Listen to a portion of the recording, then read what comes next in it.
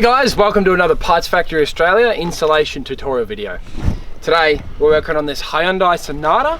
More specifically, we're going to be changing the boot locking mechanism, and we're going to be fixing a few of those issues, common issues that people have with the Hyundai Sonata boots.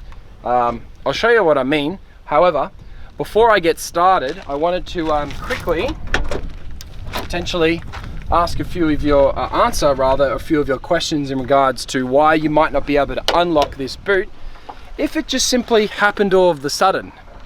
Now, I want you to note something with these Sonatas. You actually have this little lock switch. Now, this is a unique feature. I've actually never seen this in my life, other than in late model BMWs where you can do it in the front. You can lock your boot. This allows you to actually permanently lock your boot. First things first, if you think you do have a boot opening issue, you need to come in through the back over here. Guys, first things first, you need to check to see if this is in a lock position or not, because if your boot's not opening all of a sudden, it's most likely that you've got it in the lock position, and the only way you can unlock is with the physical key. The physical key still works, obviously. However, the electronic locking key will not work anymore. So you got to make sure that you're not replacing this just because this is in the wrong position. So let's put that to the unlocked position and continue with the installation tutorial video as planned. Right, so if you have confirmed that the electronic actuator in your boot lock is busted, which isn't that hard to find out, you can then go ahead and get yourself a replacement lock actuator. Now, we sell them at Parts Factory Australia. I think they're $108.30 with free express post Australia wide. So all you need to do is have a look at the bio of this video or the description of this video. You'll find the link, check it out. We'll send it to you anywhere in Australia. Don't buy genuine, it's all the same stuff, and it's going to be $300-400. So definitely check out our website first. Now, just before we get into this part, we need to remove this trim. Now, this is a wrecking yard, so I'm not going to sit here and undo each one of these little clips, but I will show you how to do one properly. Little drill like this, or a lightweight screwdriver. You come in, and you see how as it turns, it screws itself out. But if you apply too much force, it won't screw out because it's all plastic. So you really need to be quite gentle to get it to work. All the way out. And then it pops out like that. You can see the way it works. See how as it pushes in, it spreads. So yeah, the objective, you saw what I did. Okay, now, if you get squeamish about things being destroyed, look away, because unfortunately, I don't have that much time.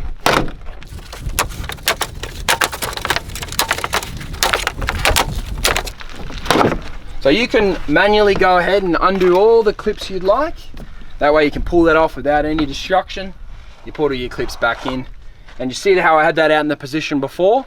Push them all back in and then press the screws in. You don't have to re-screw them back in. They all just press in, and then you have access to your little lock actuator there. Guys, the only reason we have this car here and available to show you this demonstration today is because Southport Wreckers on the Gold Coast has allowed us to utilize their stockyard, which you can see around you. They have over 1,000 used cars here out in, where are we? We're in Fairyland. That's literally what it's called. We're out in Fairyland. We've got access to over 1,000 cars here to do these videos, but most importantly is the purpose they have them here. They have them here to sell the engines. If you need a used engine, or you know someone in market, maybe you know some tradies, etc., mechanics, whatever, tell them about Southport Wreckers, southportwreckers.com. Click the link in the bio. You can cruise on there and have a full look at all of their used engines they have available. Definitely worth having a look. Alrighty, I'll show you to get this done. Now, first things first, you got this little yellow rod or yellow clip. Pull it down, pull down on that rod. You got this plug here, like that. Then it's literally two 10 mils. Bring your 10 mil rattle gun in. One.